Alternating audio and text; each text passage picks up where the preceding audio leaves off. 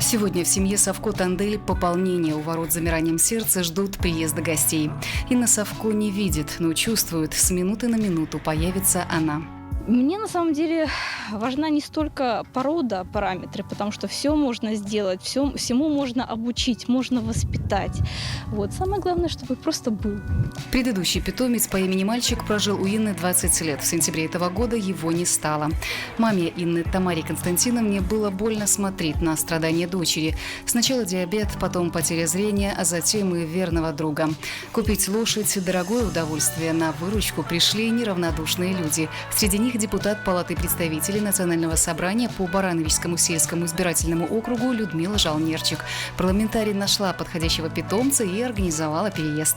Приездом этой шоколадки, мне кажется, Инночка, у тебя откроется новая страничка в жизни. Ты поверишь в то, что мир наполнен очень добрыми людьми, и вот эта шоколадка, вы будете с ней единое целое, и вы решите самые большие проблемы. Она будет твоя самая верная, самая близкая подружка. Лошадь по имени Шоколадка приехала из Березы. В конно-спортивном клубе она прожила около полугода. А в деревне Подлесейки Барановичского района обрела новый дом. Звонок Светланы Владимировны и статья в газете «Наш край» о девочке, которая оказалась в очень сложной ситуации, меня очень сильно тронула. Статью в газету «Наш край» написала Светлана Гиль. Журналистка уверена, все в жизни не случайно. И цепочку добра обязательно должен увенчать хэппи-энд. Мне позвонила сестра моя и говорит, вот со мной работает женщина, которая хочет поделиться историей. Я набрала номер телефона этой женщины, созвонилась, познакомили. Петровская Ирина работает старшей медсестрой, в женской консультации нашего Барановичского роддома. Она вместе с Тамарой Константиновной, мамой Инны, ходит в храм.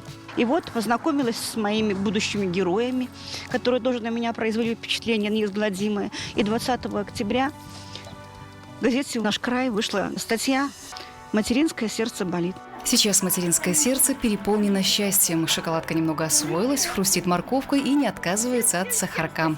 А в глазах слезы радости от того, что в доме появился четвероногий друг, который придет на помощь, когда болит не только тело, но и душа.